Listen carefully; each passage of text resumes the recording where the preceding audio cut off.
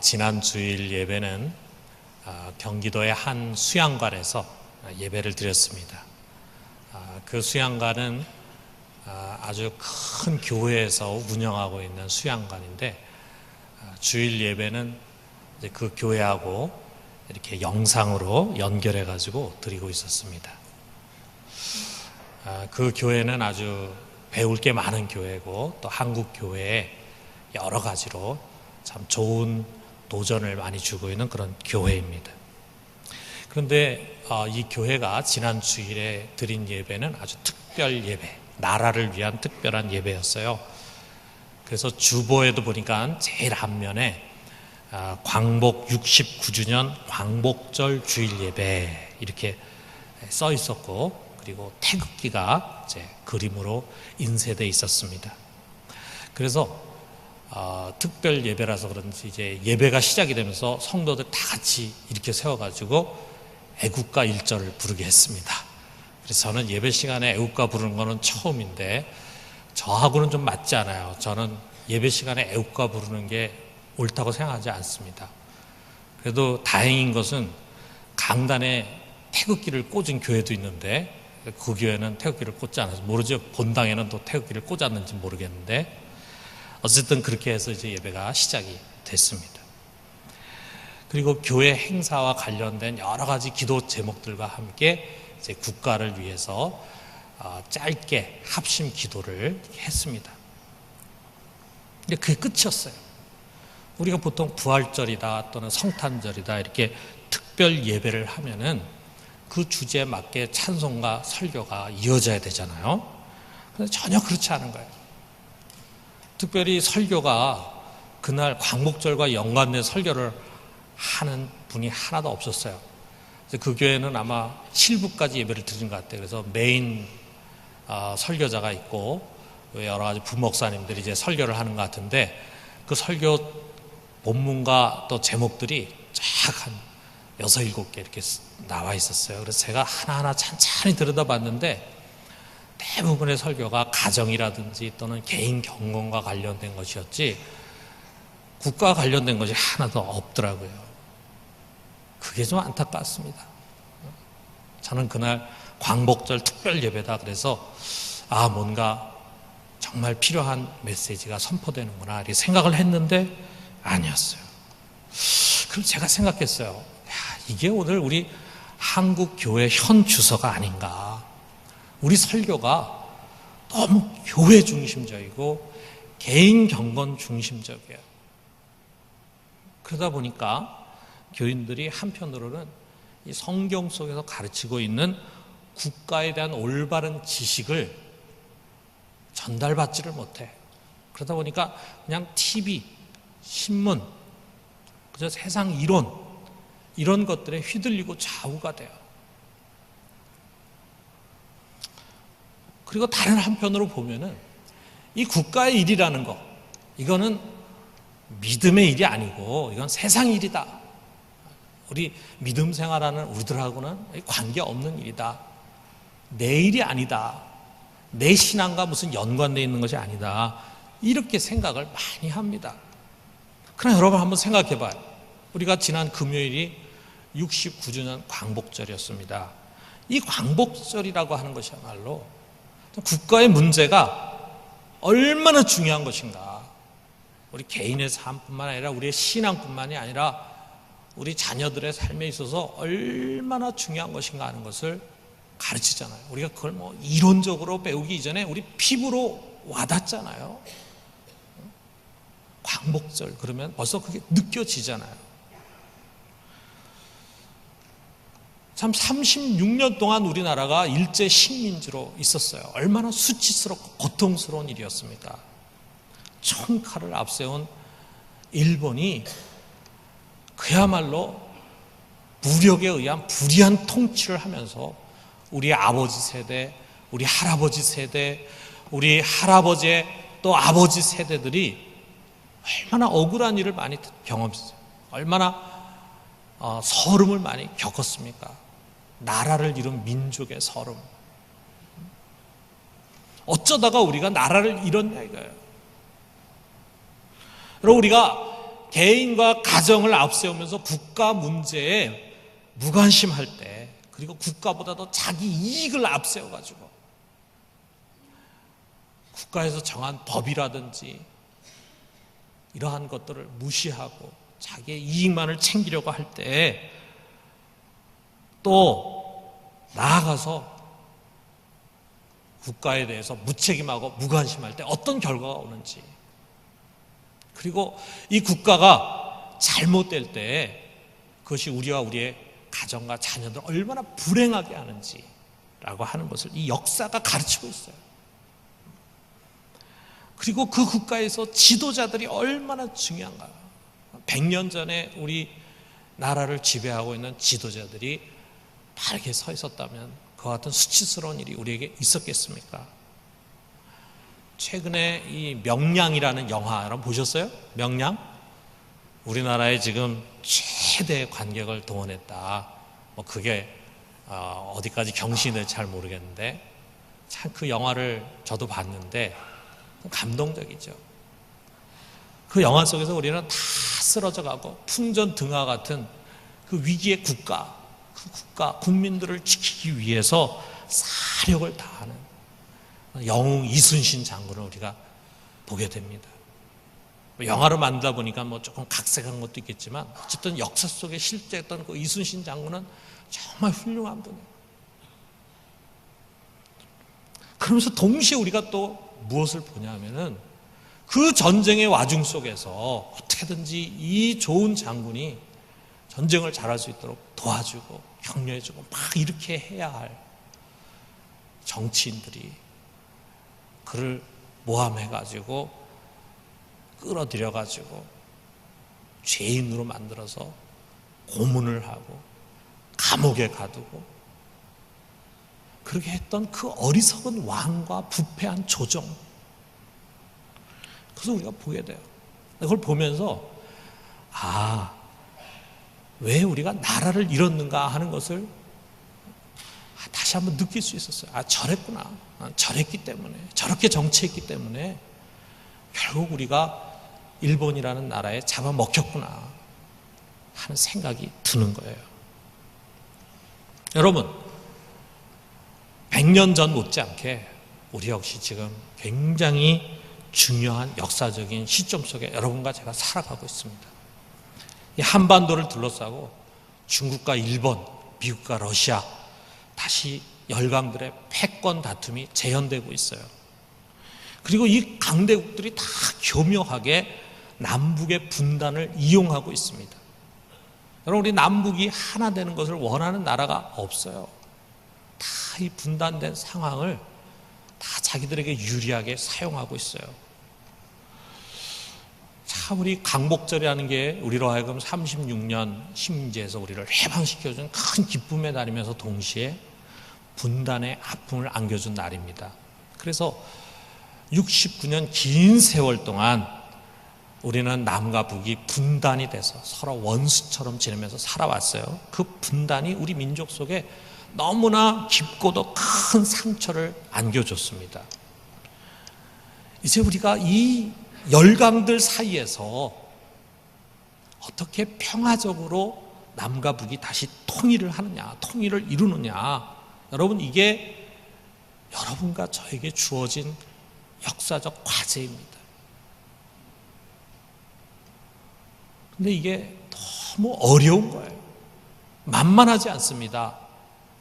그냥 뚝딱 우리가 원하는 대로 어떻게 북한이 무너져가지고 그래서 흡수통일 됐으면, 많은 사람들이 이런 생각 같지만 얼마나 그것이 피상적인 생각인지 몰라요.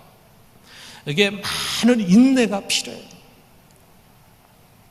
평화통일이 되려면은 북한이 변해야죠. 저 모습 가지고 우리가 할 수 없겠죠. 그런데 우리가 북한만의 변화를 바라서는 안 됩니다. 우리 남한도 변해야 됩니다. 지금보다 훨씬 더 성숙한 사회가 돼야 돼요. 성숙한 사회. 지금보다 훨씬 더 정의로운 사회가 돼야 돼요. 물론 우리나라는 북한과는 비교할 수 없을 만큼 모든 것이 잘 갖춰져 있고, 북한과 비교한다면 훨씬 더 정의롭고 훨씬 더 성숙하고 그런 사회이겠지만 이거 아주 부족해요. 정말 통일을 기회가 왔을 때 탁 낚아챈 독일하고 비교를 한다면 우리 아직 부족해요. 통일의 준비가 아직 안 돼 있어요. 이것을 위해서 정말 제대로 된 정치가 세워지고 제대로 된 정치 지도자를 세울 수 있는 국민들의 성숙한 정치 의식이 필요해요. 우리는 정치인들 자꾸만 욕하지만 그들을 뽑아주고 잘못해도 또 뽑고 하는 그 사람이 누구냐 이거예요. 아무리 잘못해도 자기 지역 사람이면 또 뽑고, 그게 누구냐 이거죠. 바로 우리들 아니겠어요? 우리들의 성숙한 정치의식이 필요해요. 그런데 여기서 이 성경을 쥐고 있는 우리 그리스도인들의 역할이 큽니다. 성경은 그 어떤 책보다도 이 국가에 대해서, 정치에 대해서 많은 것을 말씀하고 있어요. 여러분 성경을 이제 1독도 하고 2독도 하고 어떤 분들은 1년에 10독도 하고 그러는데 그런 부분이 나오면 그냥 지나쳐요. 이렇게 지나쳐요. 그렇기 때문에 성경이 그런 얘기 안 하는 것처럼 생각을 해요. 여러분 성경은 물론 우리 개인의 구원에 대한 많은 말씀을 해주십니다. 또 자기 개인이 하나님과 만난 체험을 고백하는 내용들도 많이 있어요. 그러나 그거 못지않게 성경은 국가에 대한 이야기를 합니다. 구약은 이스라엘 국가를 얘기하고 신약은 하나님 나라를 이야기해요. 성경의 주제가 나라입니다, 여러분. 국가입니다. 국가가 무엇인지, 그 역할이 무엇인지에 대해서 그 국가를 허락하시고 그 국가의 주인이 되시는 하나님의 뜻을 이 성경이 담고 있어요. 그렇기 때문에 정말 성경이 말하는 대로 정치를 하면은 살기 좋은 나라가 되고, 그리고 누구나가 선망하는 그런 나라가 되지 않을 수 없습니다. 그래서 참 우리 그런 생각이 들어요. 링컨처럼 말이에요. 여러분 아브라함 링컨 아시죠? 아브라함 링컨은 성경을 끼고 정치했잖아요. 부지런히 성경을 읽고 그 성경 속에서 지혜를 얻고 그렇게 해가지고 나라를 다스렸어. 지금도 미국 사람들이 역대 대통령 중에 제일 위대한 대통령이 누구라고 생각하느냐 그러면 다 링컨을 뽐다고. 그 링컨처럼 우리 정치인들이 성경을 좀 읽고 그리고 이 성경 속에서 좀 지혜를 얻어가지고 통치하면 얼마나 좋겠어요. 그렇지만 예수를 믿는 사람만이 통치자가 되는 것도 아니고, 또 예수를 믿고 교회를 나간다고 해서 그 사람이 다 성경을 열심히 읽는 그런 사람들도 아니라 이거예요. 그렇기 때문에 먼저 성경을 들고 있는, 다시 말하면 계시를 받은, 성경을 볼 수 있는 눈을 갖고 있는 우리 그리스도인들이 먼저 성경 속에서 이런 지식을 캐내야 합니다. 하나님이 원하시는 국가는 어떤 국가인가? 하나님이 이 시대에 통치자가 어떠한 정치를 하기를 원하시는가? 우리가 이것을 성경을 통해서 깨닫고, 그리고 이 사회 속에서 선지자 역할을 해야 돼요. 선지자라는 게 뭐 점치듯이 미래에 일어날 일을 말하는 것이 아니라, 우리가 구약을 보면은 선지자들은 일반 백성들이나 왕이 성경을 보지 않아요. 율법을 보지 않아요. 율법대로 살지 않아요. 그러니까 이 선지자들은 하나님의 말씀을 가지고 이 시대를 진단하고 그 시대에 잘못된 것을 지적하고 이 시대가 어떻게 가야 한다라고 하는 것을 가르치는 게 선지자들이에요. 우리가 그 일을 해야 돼요. 말씀을 깨닫지 못하고 말씀을 알지 못하는 이 세대 속에서 우리는 하나님의 뜻이 무엇인가를 가르쳐 줄 수 있어야 합니다. 그 역할을 해야 돼요. 그런데 많은 교회들이 이원론적인 가르침을 통해서 교인들로 하여금 정치에 무지하고 무관심하게 만듭니다. 또 다른 한편으로는 편협한 성경 해석을 통해서 아주 복고적이고 외골수적인 정치의식에 고착되게 만들어요. 그러다 보니까 정말 하나님이 주신 이 사회를 하나님의 창조의 원리에 따라서, 하나님 말씀에 따라서 더 좋은 사회로 만들어 가야 할 그 책임이 있는 교회가 오히려 정치 발전과 평화 통일의 장애 요인이 되고 있어요. 걸림돌이 되고 있어요. 지금 그게 우리 한국 교회의 지금 문제입니다. 오늘 이 뜻깊은 광복절을 맞이해서 하나님이 가르치시는 국가가 뭐냐? 하나님이 국가에 원하는 게 뭐냐? 국가의 권력을 갖고 있고 다스리는 자리에 서 있는 자에게 원하는 것이 무엇이냐라고 라고 하는 것을 우리가 한번 귀를 기울여 봐요. 먼저 이 시는 리샬로모라고 하는 단어에서 시작이 돼요. 그 의미가 솔로몬의라는 말로도 해석될 수 있고 솔로몬을 위한이라는 말로도 해석이 될 수 있는데, 어떻게 해석하느냐에 따라서 저자가 달라지겠죠. 솔로몬의 하면은 솔로몬이 지은 것이 되고, 솔로몬을 위한 것이 되면은 누군가가 솔로몬을 위해서 쓴 시가 되겠죠. 그런데 우리 아까 성경 읽었지만 제일 마지막 20절에 보면은 거기에 이새의 아들 다윗의 기도가 끝나니라 이렇게 기록이 돼 있어요. 그래서 어떤 사람들은 이것은 다윗이 그의 아들 솔로몬을 위해서 지은 시다 이렇게 말합니다. 그래서 이런 뜻을 따라서 우리나라의 바른 성경이라는 성경이 있는데, 또 킹 제임스 버전이 있죠. 거기에 보면은 A Psalm of Solomon 이렇게 Psalm for Solomon 이렇게 돼 있어요. 솔로몬을 위한 다윗의 시다라고 하는 거죠. 그런데 또 다른 사람들은요, 여기 다윗의 기도다라고 하는 말이 꼭 다윗이 한 기도다라는 의미보다는 시편 전체를 가르치는 관용어와 같은 거다.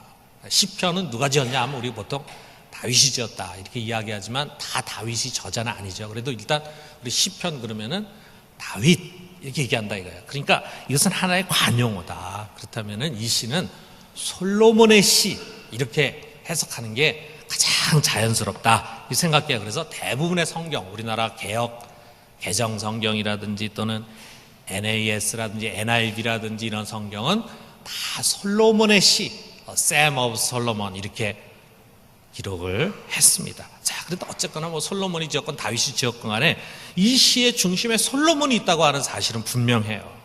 자, 여러분 우리 솔로몬 잘 알잖아요. 솔로몬은 다윗의 아들입니다. 다윗이 자녀가 많았어요. 왕자들이 많았어요. 우리가 나중에 보면 왕자들의 난이 막 일어나죠. 서로가 왕이 되겠다고. 그런데 하나님이 다윗을 이을 왕으로 세운 자는 누구였냐? 밧세바에서 태어난 솔로몬이었어요. 사실 서열로 치면 그는 왕이 될 자격이 없는데 하나님의 뜻에 의해서 그가 이스라엘을 다스리는 왕이 됐어요. 그런데 솔로몬이 왕위에 올라갈 때는 이스라엘 나라는 아주 큰 나라였습니다. 막강한 나라였습니다. 많은 백성들이 있었습니다. 그들을 어떻게 다스리겠는가? 자기는 지혜도 부족하고 거기에 대한 두려움과 큰 부담감이 그에게 있었어요. 자, 그런 가운데 그는 첫 절에서 훌륭한 정치인이 되기 위해서, 훌륭한 왕이 되기 위해서 하나님께 이것을 간청합니다. 뭐냐? 1절에 보니까, 자, 우리 같이 한번 읽어봅시다. 하나님이여 주의 판단력을 왕에게 주시고 주의 공의를 왕의 아들에게 주소서. 하나님에게 이걸 간구해요. 주의 판단력을 왕에게 주십시오. 주의 공의를 왕의 아들에게 주십시오. 여기 두 가지를 구합니다. 여기 판단력으로 번역된 미쉐파트라고 하는 단어는 올바른 분별력 또는 통치력이라는 말도 있지만요, 이게 정의, justice라고 하는 뜻도 갖고 있어요. 그래서 NIV 성경에는 이것을 justice, 정의로 이렇게 번역을 했습니다. 또 그 다음에 공의를 주옵소서라고 할 때 그 공의는 사닥한데, 이 사닥하는 righteousness, 의 또는 justice, 정의를 가르쳐. 그러니까 이 두 단어가 같이 공통적으로 갖고 있는 뜻이 뭐냐 하면은 정의, justice예요. 정의. 그러니까 왕에게 하나님의 정의를 주십시오. 이렇게 간구하는 거예요. 왜 그렇습니까? 그게 바로 국가의 근본이거든요. 그게 하나님이 허락하신 이 국가를 허락하신 하나님, 그분은 정의로우신 분입니다. 여러분 이거 믿으십니까? 우리 하나님은 정의의 하나님이에요. 불의가 없어요. 편벽됨이 없어요. 거짓이 없어요. 우리 하나님 어떤 분이냐라고 우리가 생각할 때 자비로운 하나님, 사랑의 하나님이기도 하지만 그는 공의의 하나님이에요. 하나님은 그의 공의로 세상을 다스리는 거예요. 그리고 이제 그를 대신해서 왕으로 통치할 자로 세워진 사람들은 다 정의로 통치해야 합니다. 정의로. 그래서 이 정의라고 하는 justice라는 게 이 시편 72편 전체 주제예요. 그렇다면 그 정의가 뭐냐라고 하는 걸 또 이 성경이 가르치고 있습니다. 뭐냐? 첫 번째로는 정의는 올바른 재판이다라고 하는 거예요. 자, 여기서 지금 이 저자가 무엇을 위해서 이 justice를, 정의를 하나님께 구하고 있느냐? 2절에 나옵니다. 2절에 보니까 그가 주의 백성을 공의로 재판하며 주의 가난한 자를 정의로 재판하리니. 왜 이 justice가 필요하냐 하면은 재판을 정의롭게 하는데 이 justice가 있어야 된다. 어떤 사건의 옳고 그름을 정확하게 볼 수 있는 안목입니다. 여러분, 우리가 재판을 경험하신 분이 있겠지만 재판에 가면 피고가 있고 원고가 있잖아요. 그럼 다 자기들이 잘했다 그럽니다. 자기 잘못한 거는 싹 숨기려고 하고, 그리고 자기는 죄가 없다는 걸 강조해. 그럴 때 재판관이 그걸 잘 분별해야 되는 거예요. 거기서 진짜 죄인이 누군가를 찾아내야 돼요.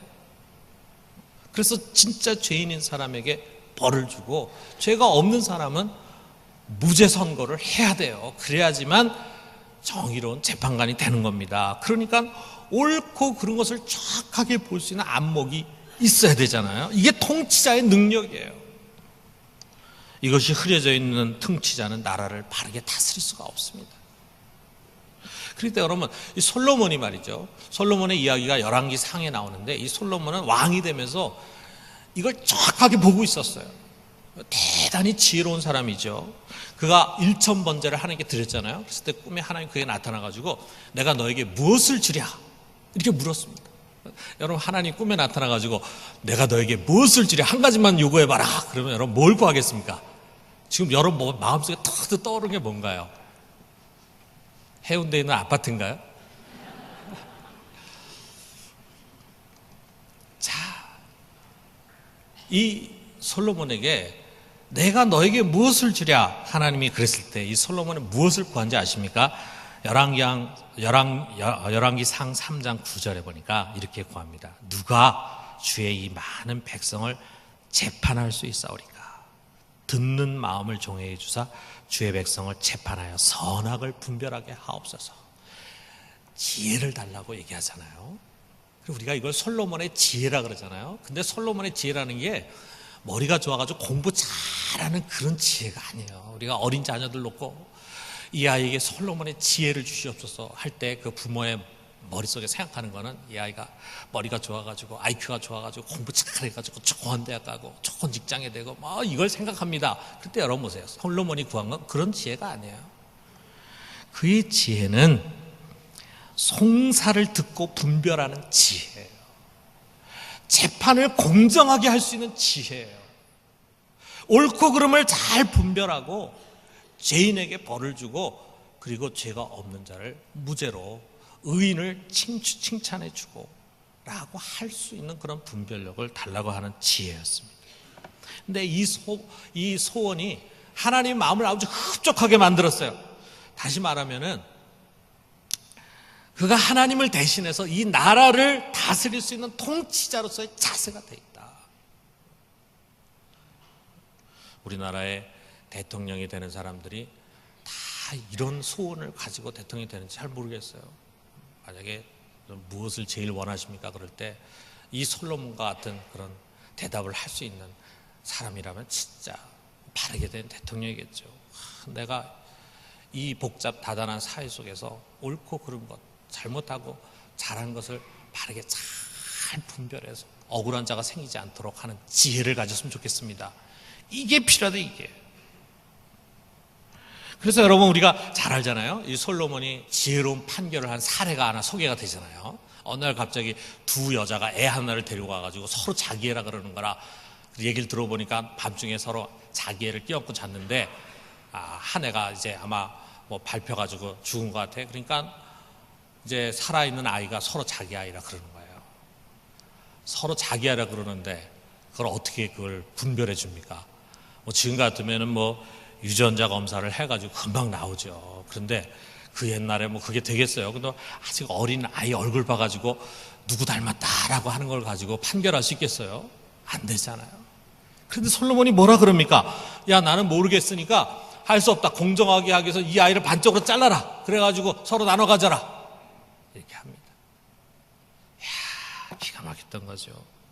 이것을 통해서 진짜 엄마를 밝혀냅니다. 참 그의 재판이 정확하다 보니까 결국 뭐가 됐어요? 정의를 실현하게 되는 거죠. 만약에 그가 지혜가 없어가지고 이걸 제대로 판결하지 못하고 그래서 가짜 엄마한테 아이를 주고 진짜 엄마한테 아이를 뺏었다고 한다면 어떻게 되겠어요? 그는 불의한 재판관이 되는 거죠. 그러면 억울한 일을 만들어내는 거죠. 만약에 그런 일들이 계속 일어난다고 한다면 그 사회는 정의가 실현되는 사회가 안 되는 거죠. 여러분, 우리 죄인들이 사는 이 복잡 다단한 세상 속에서 아무리 판결하는 자, 통치자가 정의롭다고 해도요, 옳고 그름을 늘 바르게 정확하게 판결할 수가 없어요. 신이 아닌 다음에야 어떻게 하겠습니까?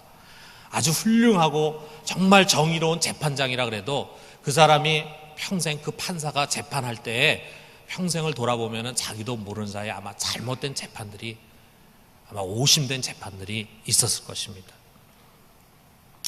그러나 정말 바르게 재판하려고 하는, 정말 정의를 실현하려고 하는 마음을 간다면 억울한 자들이 그만큼 줄어들겠죠. 무엇보다도 통치자는 바로 이 정의의 마음을 갖고 옳고 그른 것을 바르게 판단할 수 있는 분별력을 가져야 합니다. 통치자가 진실을 은폐하거나 또는 사실을 왜곡하고 호도하는 습관을 가져서는 안 됩니다. 당장에 자기에게 어려움이 된다 그래도 참 그것을 옳고 그른 것을 바르게 분별하고 드러내려고 하는 의지를 갖고 있는 게 얼마나 중요한지 몰라요. 우리나라에서 일어나고 있는 매번 정치적인 사건 속에서 우리는 참 이 통치자의 의지와 태도가 참 중요하다라고 하는 것을 보게 돼요. 그렇기 때문에 우리가 세운 통치자들을 위해서, 정치 지도자들을 위해서 우리는 정말 기도해야 합니다. 이 기도를 해야 합니다. 그들에게 주님의 판단력과 주님의 정의를 갖게 해 주시옵소서. 이게 우리의 책임입니다. 이런 기도를 할 수 있기를 주님의 이름으로 축원합니다. 두 번째로 이 정의라는 것이 뭐냐? 이것은 약자 편에 서는 것이다 라고 하는 것입니다. 우리가 언뜻 보기에 정의라는 것이 모든 사람을 다 똑같이 대하는 것으로 생각하기 쉽습니다. 그러나 성경은 그런 것을 정의라고 말하지 않습니다. 성경이 말하는 하나님의 정의라는 것은 뭐냐? 그것은 가난한 자와 궁핍한 자의 편에 서는 거예요. 여기 4절을 한번 봐요. 4절. 정의를 얘기하고는 바로 4절에서 이걸 말합니다. 우리 같이 한번 읽어봅시다. 그가 가난한 백성의 억울함을 풀어주며 궁핍한 자의 자손을 구원하며 압박하는 자를 꺾으리로다. 여러분, 이것이 성경에서 말하는 진정한 하나님의 정의고 의로운 통치. 우리가 성경을 보면은요, 구약도 그렇고 신약도 그렇고 우리 하나님은 어떤 하나님이냐? 우리 하나님은 가난한 자의 하나님이다. 궁핍한 자의 하나님이다. 힘이 없는 자의 하나님이다. 죄인들의 친구다. 낮은 자들, 그들 속에 임하시고 그들의 친구가 되시고 그들을 끌어안으시는 우리 하나님, 우리 주님. 그게 하나님이 말씀을 통해서 우리를 소개하고자 하는 자신의 모습이에요. 그게 정의라 이거예요. 그게 정의. 왜 그렇습니까? 그 나라 안에 부유하고 힘 있는 자들은요, 이미 불공평한 자리에 서기가 쉽습니다. 자기가 죄를 졌는데도 불구하고 많은 돈을 가지고 아주 유능한 변호사를 사는 거예요. 그 변호사는 얼마 전에 옷 벗기까지 부장 판사로 있으면서 무소불위의 힘을 누리면서 법조계에 두루두루 인맥을 형성했어요. 누가 이기겠습니까? 나아가 힘 있는 자들, 부유한 자들은요, 자기 자녀들에게 최고의 과외교사를 붙여 제일 좋은 공부 환경을 만들어줘. 그런 데서 바보가 아닌 다음에야 공부 못하면 바보죠. 그러면 그렇게 좋은 과외 선생의 좋은 환경을 만들어주는데 자연히 공부 잘하게 되면 좋은 대학 가게 되는 거죠. 그리고 막 뒷받침 빵빵하게 잘해줘요. 그렇게 해가지고 상류사회에 뿌리를 내리게 해가지고 그들의 부를 자손 대대로 이어가게 합니다. 내 돈 가지고 내가 하는데 뭐가 잘못이냐 따질지 모르지만, 그러나 여러분, 불공평합니다. 가난한 사람들은 어떻습니까? 가난한 사람들은 그 가난을 되물림할 수밖에 없어요. 옛날부터 그랬지만 오늘날 우리가 살고 있는 이 사회는 더 심합니다. 최근에 서울대 교수가 서울대에 입학한 학생들을 가지고 분석한 자료를 신문에 보도했어요. 옛날에는 가난한 학생도 자기가 열심히 노력하면 서울대 갈 수 있었습니다. 그러나 이제는 거의 불가능합니다. 가난한 자녀는 일어서기가 대단히 어려워요. 나아가서 궁핍한 자는 옳게 하고도 재판에 질 수가 있습니다. 도울 자가 없기 때문이에요. 아무도 가난하고 궁핍하고 힘없는 자를 도우려고 하지 않습니다.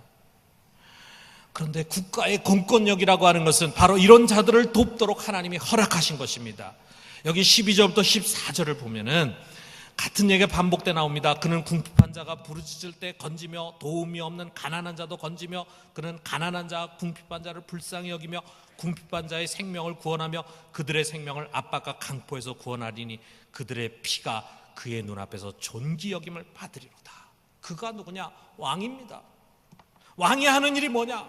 왕이 하는 일은 바로 여기 가난한 자, 궁핍한 자, 압박을 받는 자, 억울한 자, 이러한 자들을 불쌍히 여기고 이러한 자들을 도와주고 이러한 자들을 구원하는 것이 왕이 해야 하는 일이다. 여기 건진다, 구원한다라고 하는 것은 그들이 살 수 있게 해주는 거예요. 통치자는 끊임없이 벌어지는 빈부격차를 줄여야 합니다. 가난한 자가 빈곤의 악순환에서 벗어날 수 있도록 가난한 자도, 가난한 자의 자녀들도 좋은 대학에 갈 수 있도록 그런 제도적인 장치를 자꾸 세워나가야 돼요. 이것을 위해서 가진 자가 좀 손해 감정을 느끼더라도 그의 손에 있는 것을 끌어내어서 가지지 못한 자에게 줄 수 있어야 돼요. 이게 성경이 말하고 있는 정의입니다. 아울러서 정의로운 왕은 그야말로 별 볼 일 없는 자들의 피를 존귀하게 여긴다 그랬어요. 별 볼 일 없는 자들, 다시 말해서 궁핍한 자들의 생명. 우리가 보통 가난하고 하층민이고 그러면은 참 그들의 생명을 대수롭지 않게 생각하는 그런 정치인들 많아요. 세상에 보면은. 그런데 그러한 자들의 생명을, 그들의 피를 하찮은 것으로 취급하잖아요. 여기 보니까 그들의 피가 그 왕의 눈앞에 존귀 여김을 받으리라.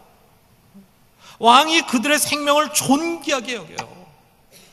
귀족들의 생명뿐만이 아니라 그 하찮은 종들의, 하층민들의 생명을 존귀하게 여겨. 그리고 그들의 희생에 공분해. 그리고 정말 불쌍히 여겨. 이게 바로 정의라 이거예요. 말로만 그러는 것이 아니라 정말 그것이 그의 철학 속에 묻어 있어요. 그의 행동 속에 묻어 있어요.